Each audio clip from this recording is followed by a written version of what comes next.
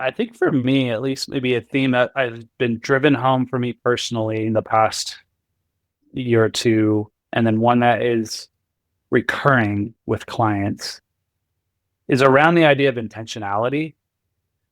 I think when I'm at my best, I'm a pretty intentional person in terms of like goals, envisioning what I want, and making changes. If I'm not optimizing for that goal or Mm-hmm. that reality, Mm-hmm. becoming a father changes you.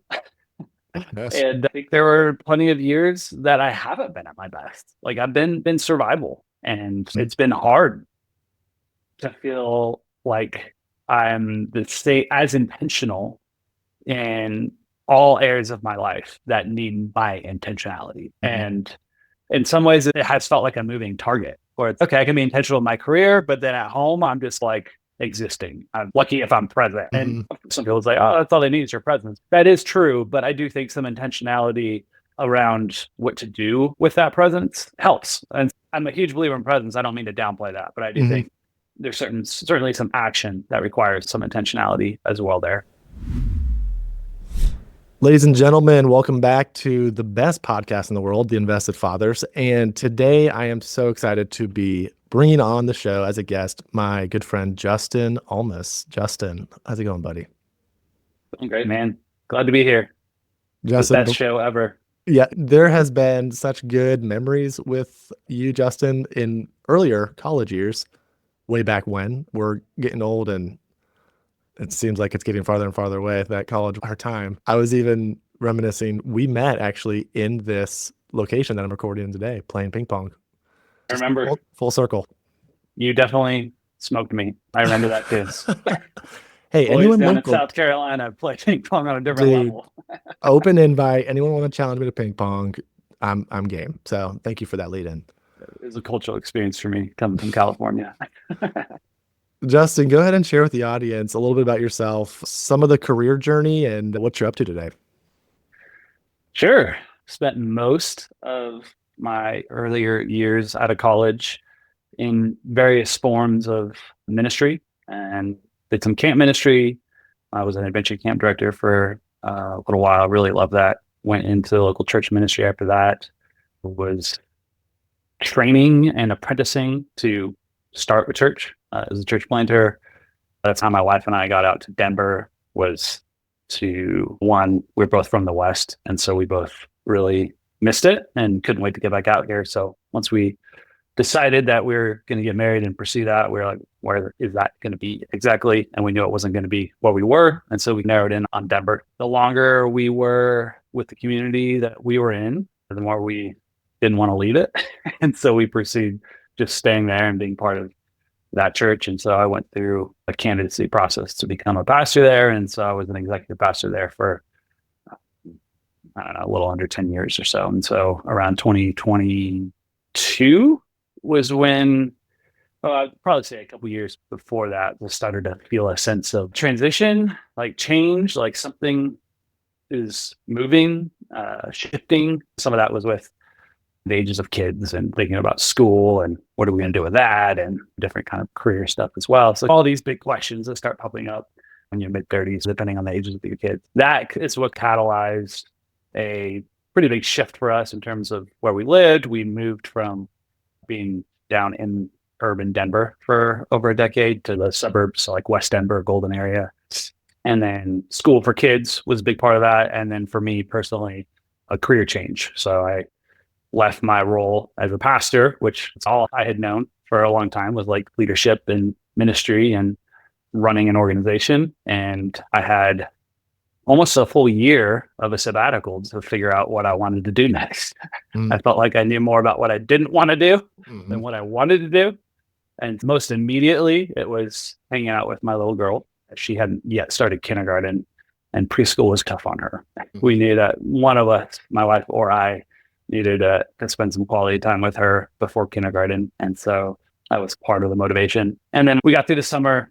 I had a ton of fun. I loved being able to hang out with my kids and go on adventures and stuff. But then once school started, it was okay, what am I doing now? And there were definitely some conversations before that. And of course, that whole sabbatical year, I was thinking about what is next. But if you've ever been in a liminal space like that, there's just no, it's so often it's just not clear. And Mhm. it's like sometimes, at least for me, thinking about it just makes it worse. And so I needed some time away from all of it. And then to re-engage it after a few months was helpful, and had fresh energy and some clarity and some direction. And what I realized was there were some things I really missed about pastoring and some things I didn't, but I could probably find a way to take what I missed into a new role or a new vocation. That's how I found my way into coaching. Now I'm doing executive coaching and people development with a focus around transitions. I love working with leaders and teams in transition. I just feel like that space of transition is so ripe with opportunity and potential, and oftentimes in unexpected ways. And so I love change and I love surprise. Mhm. And I feel like I get to see a lot of that when I get into the trenches with people who are in that transition space. So that's the overview. Cool. I don't think I've ever heard someone to say, "I love change, I love surprise." So that tells me a lot about you're a sick man, Justin. A lot of people like they're just Yeah. coasting life, creatures of habit. Yeah. Same on you're like, "Let's go cold plunging today," or "Let's go climb a mountain." I know you have high energy and no, thanks for sharing all that story though. Sure. Couple follow-up thoughts. Thinking to what I've seen you, known you in over the years, definitely like strong leader, getting things done. We played sports together. We served in different usher crew, different things together. And you've Yeah. always been someone that I would say has stepped up to be like, hey, you know what? This was something that I can lead in or just a natural leader. And it's been Mm-hmm. really cool to see this transition of what you're saying now. Hey, I served as a pastor or ministry type role, took a year off to reset and Mm-hmm. sort of surface to what is it I really wanted to do? Because I feel like that in itself is such a big question for who knows the audience in regards to age and career and are they retired toward the end or are they, up and coming? I think there's a little Right. bit of a spectrum there. So Mm-hmm. unlocking that has been huge for me in light of what am I good at? What do I enjoy doing? Tell me a little Right. more about you mentioned some things you missed and some things you didn't miss about the ministry, but also picking up coaching. What are Yeah. those thrive zone areas that you see Yeah. yourself in? Yeah. I feel like some of the things I missed that maybe I had taken for granted and even had developed some like aptitude around and a skill set around was just the ability to sit with people one on one and create a space where their soul could come out, and that felt safe. That felt like there was trust there. And that was definitely not something I had going into ministry, but something I felt like I developed within ministry and became moments I really cherished and looked forward to with people that pastoral counseling space. And I think I love to go deep with people in general. I just love to go deep. Like it can be a hobby, it can be a relationship. It's just I love playing in the deep end. And so I'm obsessive in a lot of ways when it comes to trying to figure something out and problem solve. And so when it came to my approach to pastoral ministry, it was certainly deep over wide in terms of the amount of bandwidth I felt or had for relationships. And that just plays into my personality, which I've also learned a lot about over the past year or two.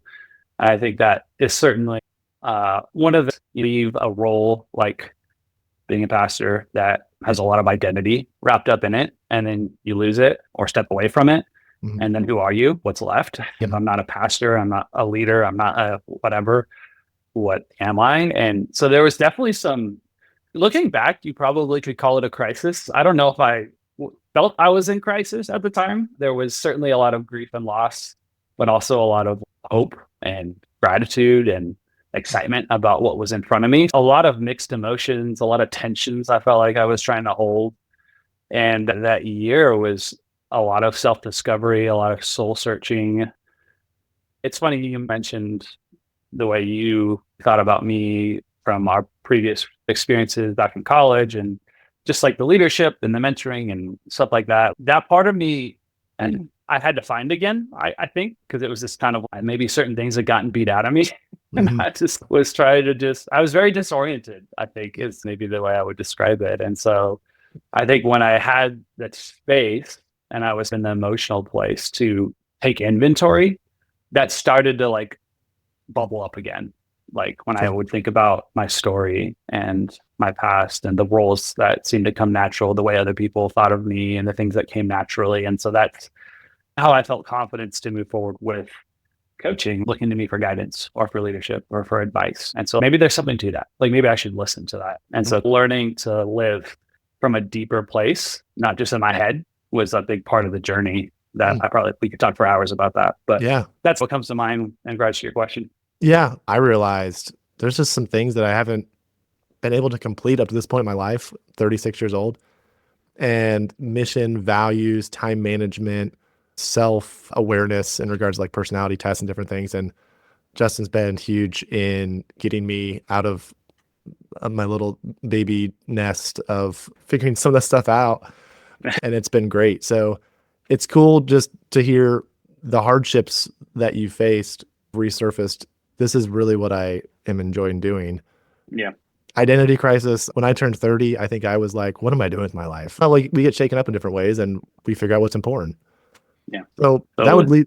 that would lead into my next question of Mm-hmm. you mentioned going deep, how much you love it and you're obsessive maybe about it. What are some ways that you see that this is maybe more curiosity, but like you're a dad and you're Mm-hmm. also a husband. So on the personal side of life, I'm sure you don't just turn off who you are when you get home. What are some things you're working on right now, or you've experienced maybe some stories about the way you're wired and maybe specifically like just being super deep or super intentional with fatherhood or Mm. being a husband? I love thinking about and learning about the psychology of my kids at Okay. different mile markers and points in their development. So, for example, my daughter, maybe that's one of the themes here. We're just in a rough spot. She is wearing us out. She's about to turn 7. My wife and I are just like at a loss for what is happening right now. Certainly, you talk to some friends who have kids and especially girls that have gone through the different stages that are in front of you and try to ask them, but also I'm like downloading the podcast and checking out the books from the library. I don't want to just know the right thing to do here. I want to understand why this is happening. So Yeah. I Yeah. understand that some of that is just beyond me and we won't have the answers. But man, I feel in the moment it helps me to at least have some context for like, why are you acting this way? And it Hmm. helps me respond a bit more thoughtfully and reasonably maybe than I would if it's just the whole situation seems so unreasonable or illogical, which most of the time it is, but not to a 7-year-old or almost 7-year-old. I don't know. That's one example. When I think about my kids, It's a you new level know, of complexity, you know. It's number one, understanding girls, right? And then you're the dad now. yeah, yeah, Dude, I'm right there with you. My 3-year-old just threw a fit today. And while it's happening, I'm like, what should I be doing right now? Should I be holding her? I'm trying to be calm with her. And eventually yeah. it ended up being where she like needed a nap. Like she fell asleep. And it was one of those things where after she fell asleep, I was like, oh, I forgot. Like tiredness. I'm glad I'm not the only one. No, sir. I think Not at all. when I think about faith, when I think about spirituality, when I think about values we want in our home, how we're raising our kids and their exposure to or they're up to different things.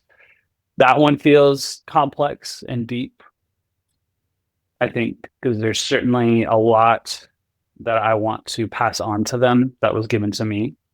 And then there's also some things maybe that weren't that I want to introduce. And so trying to navigate that with discernment and Mhm. with tact when it comes to family, with friends, communities, like that feels like it is very volatile, but maybe it doesn't have to be. And so trying to think very thoughtfully about that with my kids and engaging the bigger existential questions without feeling like I need to give them certainty, that I can be honest about my own curiosity. And that's actually okay to ask those questions. And we don't need to necessarily arrive somewhere. And so I think thinking about their own faith journey and faith exploration as my role as like a guide to them without necessarily needing to dictate or mandate a certain way of like thinking or believing. And I know that can be Mhm. loaded, but that's just the way I'm approaching it with them. And so I want to foster within them a love for spiritual exploration, not like fear. Be afraid of this, be afraid of this. There is a whole lot out there that we don't understand and daddy doesn't understand. But here's how I'm thinking about it and trying to explain that in a way that gives them a level of like stability and structure that they need for kids who are 7 to 9 and developing and have lots of questions Mm, without like over promising certainty, if that mhm. makes sense. I think, I mean, I think about how I was raised and then what we're trying to do different. And one of the things that I think, I don't know if it's just our age, I'm 36, I don't know if older people, but you just were told this is what you do and Right. don't ask why. This is just what it is.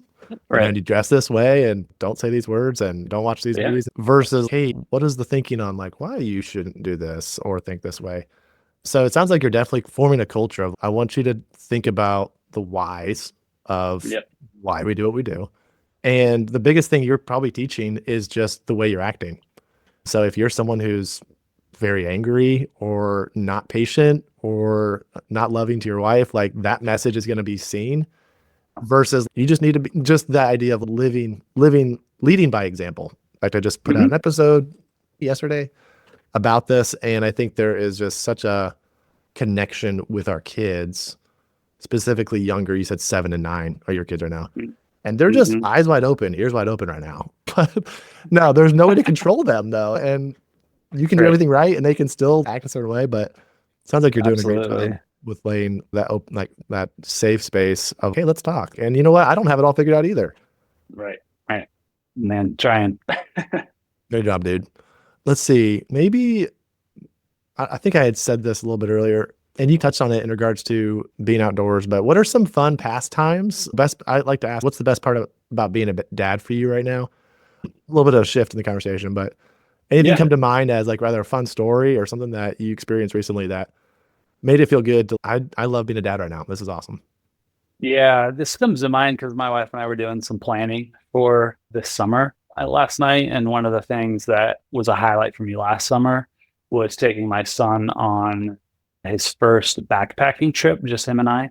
Hmm. And it was unreal the change that I noticed in him just being out in the wilderness with just me, like having my full attention, no sister competing for attention, no Hmm. mom to ask for help from. Hmm. Just Hmm. me and my son just slaying the brook trout, taking everything we needed on our backs, sitting by a fire for hours. And man, the stuff that he was talking about, it was so comical. I actually put my phone on the ground between us and hit record like a voice memo because I just wanted to remember like that conversation. It wasn't even a conversation; it was him talking, and he's not like usually super chatty. He's pretty introverted, like me, but very much an internal processor.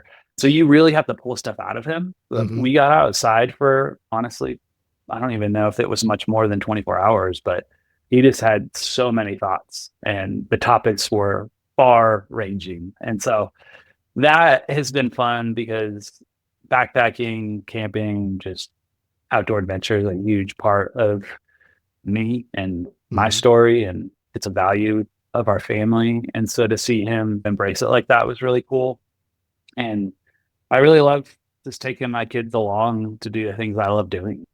Learning, I've been teaching them golf, or obviously we try to get outside, do get a bit of camping, fishing, like mountain biking. They're at the ages now where we can start doing that stuff together. And there's always like a little period where while they're learning it, it's not as enjoyable for you, right? Right. Like Right. skiing made it through 3 seasons where skiing wasn't that fun because they're young and it's cold and whatever. But now we're at the point where it's like, oh, this is enjoyable. It's something we do as a family. And they still find it from time to time. But once we get out there, we have a good day. So I feel like I'm entering that maybe sweet spot now for the most part. There's certainly exceptions where a lot of these hobbies I really enjoy are fun family pursuits. I've had to just adjust my expectations for Hmm. what it actually looks like when we go out. I forget sometimes the importance of that one-on-one time. Oh yeah. And I only have two. We have a third one on the way. But I don't know if that was like one of those things where you were like, we haven't done something in a while, just me and my son, or was that something that you were like waiting until you turned a certain age? Yeah. it was an age thing. I think it's okay. He can carry a backpack with a few things in it now. And so he would have been 8, yeah, last year. And he probably could have done it a year or two before, but it was just, hey, he's old enough for this. And I do feel like my wife and I have been having this recurring conversation. These are the good old days. We've Mhm. passed 6, where Mhm. we have 7, 9, Mhm. and like to travel, to do all the things before they don't want to do them with us anymore. Right. And so I think part of it was that. And then similarly, I've noticed, I think we're a family of 4. So it's really easy for us to do a lot of things together. Both of my kids, or my wife to have both of them. Rarely do we do the one on one and split off. And so Mhm. that's actually one of my goals for this quarter is to have one on one dates with each of my kids monthly, Mm. because it doesn't have to be anything crazy, right? It could be a walk around the neighborhood, one on one time. I think what I've noticed is I have an individual relationship with each of my kids. Mhm. And maybe when they're younger, I just have this blob of relationships. Mhm. We're all in it together all the time. And now Mhm. I'm starting to feel like I have these individual relationships with my kids and, of course, my wife that are all very different and nuanced. And there's layers and complexities to them. And I need to Mhm. pay attention to what those are unless I get some one on one time. And so that's definitely a priority. And maybe that backpacking trip was the beginning of trying to figure out what's a rhythm here annually that we can do together. So we're Yeah. definitely gonna do it again. Dude, so much that you said there, I resonate with. These are the good years. Time matters. Yeah, there's that unique relationship that you have, like with your wife and your daughter and your son, that Yeah. is unlike any other relationship that you will ever have your whole life. And that how important it is to be in it, in that seat, and to be sitting with your son at the campfire and just soaking it in, man. So Yeah. that's awesome. One thing I want to give my audience that I probably should have talked on sooner. You mentioned the goals that you're setting for like this year. Mm-hmm. And maybe something that you could, this is like explorative, so we could figure this out, but Yeah. like some type of value that as a coach, maybe something that we can Yeah. self awareness, like some things that are, what are some things that anyone can do right now that would help them in their journey? Maybe they don't have a coach, but they've wanted to get one. But what if you could give a free, coaching little Yeah. tidbit here? What could you give in that way? So I'm not trying to diminish the value of being a present parent, but I guess some of this is in retrospect, and maybe I'm processing this with you even. It's just like for a while, I think I even got away from just goal setting and just kind of planning, and just it just felt like I was so reactionary to the demands of fatherhood and life that it felt not just hard but impossible to Mm, be intentional. And even like people telling me I need to be intentional would be a little bit like made me gag a little bit. That must be nice. Like you have bandwidth to be intentional, right? I right. don't. And so Yeah. anyway, I feel like I've moved, and some of this can be attributed to ages of my kids. I don't know. Maybe change. Hopefully, some changes within me, some resiliency, some maybe greater self awareness. But this year is certainly one where I think a big one too is becoming a business owner and realizing Yep. no one's going to do this for me. Hmm. Um, Right. and no one's looking over my shoulder. There's not a lot of deadlines that aren't self-imposed. I have to be intentional if I'm going to make this thing work. Hmm. And so that has helped, I think, catalyze intentionality throughout my life with my family. And so anyway, yeah, 12-week year has certainly been a helpful framework around planning and thinking about your year in kind of sprints of 12 weeks or quarters. Um, and I would highly recommend that book. And I think the value there is there's actually ways to measure and track progress and give yourself a weekly score. And I think that's the value of reflection, like actually taking time in your week to reflect on the week you just lived and like, where did I do? I said I was going to do, and where did I not? And why did I not? And how do I course correct for next week? Because it's like all those weeks build upon Hmm. whether or not you're going to achieve those goals in Hmm. 12 weeks or a year. And so it's simple stuff, man, I but know. it makes such a big difference. And just because you learned it in college does not mean that you know how to Yeah. implement it as a parent. And Yeah. so I think giving ourselves some grace for the personal evolution that we're all in Hmm. matters, and being willing to relearn stuff that you thought you had figured out. Yeah.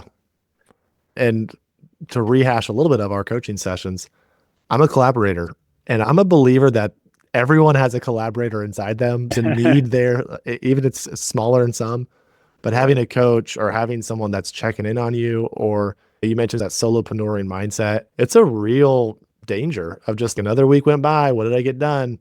And oh, it's okay. No one's hurt by it. I didn't show up to work today and it's okay because I'm just slowly drifting is the danger. Drifting. So, 100%. so thank you for sharing all that, man.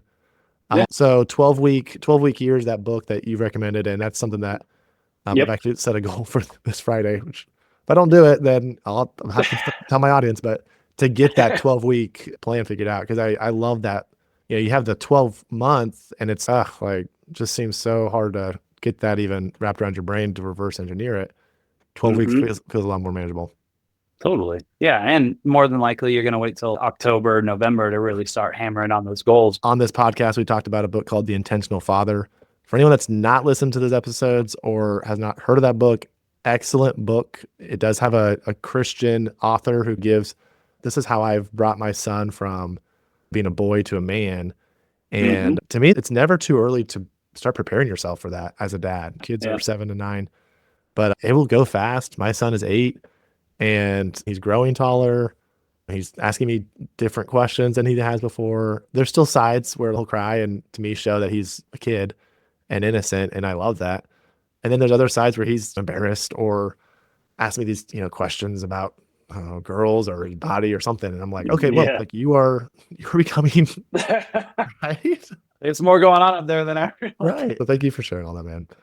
I want to make sure I ask a question about the intentionality with our finances, because on the Hmm. show, I definitely want to put to light what our guests are doing to provide for their families passively with income as well as legacy with what you're leaving to your kids. I think that's a topic that Mm. a lot of dads want to maybe hear other dads say, but maybe are harder to like share.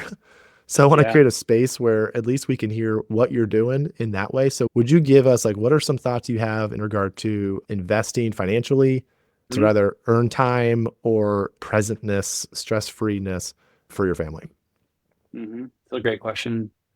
I would say from the beginning of our careers, uh, that was something my wife and I prioritized was investing. And we both worked at places that had pretty good benefits around retirement plans and matching. And so we took full advantage of those to the maximum. And so that was our initial introduction to investing. And it honestly, I think I got to give a lot of credit to my wife because she's a CPA and she is amazing with our finances and obviously corporate finances. She is VP of accounting for an oil and gas company now in Denver. And so I've really learned to trust her and her Mhm. instincts. And early on, I think I was more the one that was like, do we really? Come on, we're young. We could be doing like so many more fun things with this than just like putting it away for retirement. Like we'll be okay. And she was much more convinced that no, this is what we need to be doing, like compound interest and the time horizon. This is the time to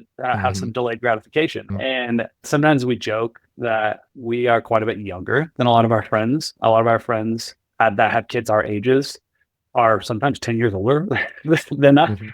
Mhm. And so it's like we skipped maybe some of the stuff that people did before kids. We just jumped into it. And it wasn't super early. I think it was 5 years we were married, but I don't know. We joke that man, we didn't really take the Europe trip or we didn't do maybe some of the things we kind of looking back, maybe we would now, but we're also grateful that's okay. We're in a pretty stable spot because we delayed some of those things that I think Mhm. we are going to have the opportunity for now in a few years. Mhm. We're just doing them in reverse. And so Mhm. that was the initial thing was just like traditional kind of IRAs, put it in the stock market, let it grow. Mhm. Not a ton of education, had some family with some basic kind of advice around here's maybe some funds to put them in and just let it sit there, don't touch it. Mhm. For me personally, okay, so then fast forward a little bit, my wife being in the corporate world, she had a situation where a company got bought and she got severed. So then there's a windfall event that if you're in the corporate world, can happen if you're in the right position. And we're like, okay, what do we do with that? Do we just throw it in the market and kind of in our retirement accounts, or do we maybe think a little more strategically? So that's when we bought our first rental property because we wanted to do something that felt like it was set aside and like special and something our family could build some memories around. So we bought Mhm. a mountain townhome that we Airbnb use as a short-term rental. And that's the whole nother learning curve to learning to operate that business. But it was challenging at Hmm. first, but now Hmm. I think I've hit a spot where it's not quite as stressful anymore. And so that was a huge piece that helped us diversify out of kind of the market. The home we had bought in 2011 downtown, we completely renovated that. So when it came time to sell that thing in 2021, we were able to sell at a great time and had some appreciation and equity to put into our residence now. I would say during that sabbatical I mentioned earlier, not knowing really what I wanted to do and having a lot more time to just pursue various interests and being as Hmm. obsessive as I am, I read anything I could and listened to all the podcasts out there about real estate investing and really just Hmm. investing at large. So I feel like I got much more of a education and an interest around it then, and really started to pursue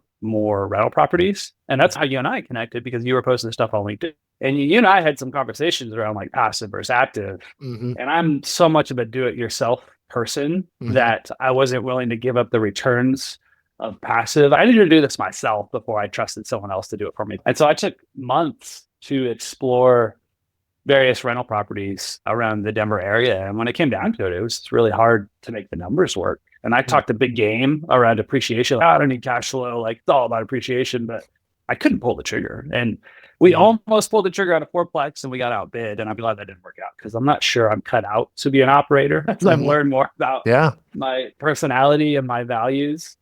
And I started to recognize through your educational resources as well as other voices, like, I think we're actually in a pretty good spot to be passive investors in real estate syndication. Like with my wife's earning potential, with our family values and the way we're set up right now in life, Hmm. I wouldn't want to discourage someone from going that route, but like, I didn't want to necessarily devote all my time to managing rental properties. Like, I had a coaching business that I wanted to build because that's where my passion is. Hmm. I think I could have gotten pretty frustrated in some of the rental property management. And so we got to the place where we were literally ready to wire some money. And then all of a sudden, out of left field, decided we wanted to move.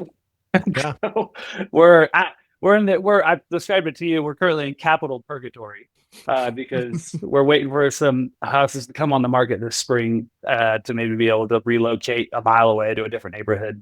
But all that to say, real estate syndication with Kenny Johnson with East West Capital is high on our priority list for the No coming plug there. years. No, no, That was no plug. completely unprompted. Unscripted. So you didn't say East West Capital. No, no, that's really good. I think I love the story and the journey that you've been on investing wise, because I think that resonates with so many people in regard to the active versus passive hat. And that Yeah. idea of, hey, I could probably make more money if I did this myself, which is absolutely true. You totally could. However, Mm-hmm. Yeah. important note here, you will be buying a job and there will be time and energy that you Yeah. may not be willing to trade while your kids are young or while you guys want to go to Europe or whatever it is. Mm-hmm. And even for me as the active investor, my goal is to be the passive investor one day. Like I just want to be the passive investor, and I will gladly hang the hat of asset manager and renovator and deal finder and everything else, Yeah. because these guys over here are literally years beyond me in doing this thing, and they're set up so well. And I could just simply write a check and be a part of this team. And are you getting the same check as they're getting? No, they're doing all the work, but I'm getting a nice check that I like, that I can vet Mm-hmm. and understand. I even spoke to someone today who said, I don't really, you've mentioned syndication like twice. What is syndication? And so it's still this like somewhat unknown strategy of investing where you can be a part owner of a deal without doing any of the heavy lifting. So thank Yeah. you for sharing what you're doing, Justin, and hopefully you can buy a house a mile up the street that you guys are looking for. And it goes back to those values. Like you said, I like It that you does. said values, because those matter. It's not Yeah. just the numbers. It's time, it's priorities, and it's what you feel like is most important to do. Yeah.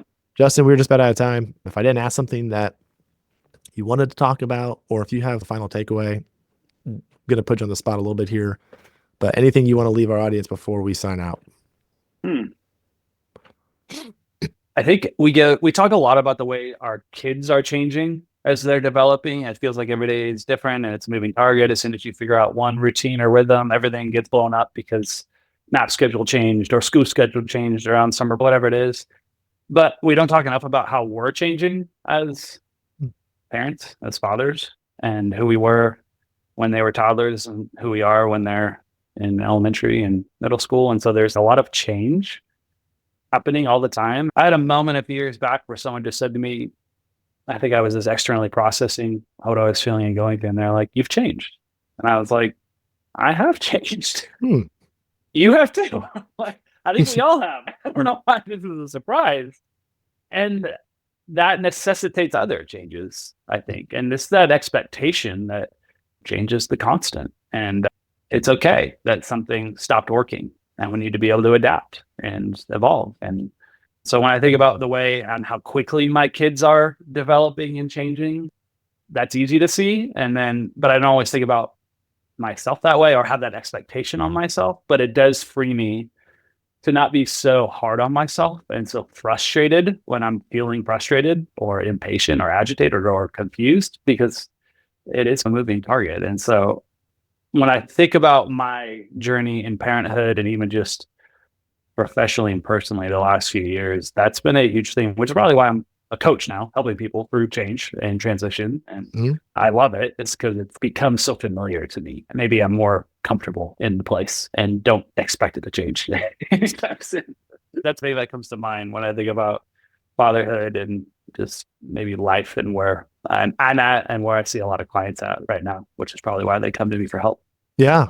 No, I think that just once again shouts the theme of if you're in a transitionary thought space, personally, professionally, having a coach like you to help navigate uncharted Yep. territory, sounding board, goals. Every time that we would have sessions together, you came prepared. It was great. So thank you. Awesome. Of Justin, course, man. if any audience member, listener out there said, "Hey, I want to know more about Justin Almas, what he's doing," how would you direct them to find you? Probably my website, Field Guide Coaching is the name of my coaching practice. So fg.coach is my website. I'm on LinkedIn. Those are probably the two best places to connect with me. Cool. I'll make sure the show notes has those links. And to all my dads out there, thank you for listening. Justin, thank you so much for being with us today, buddy. Appreciate your time. To all my dads out there, invest wisely. Thanks, buddy.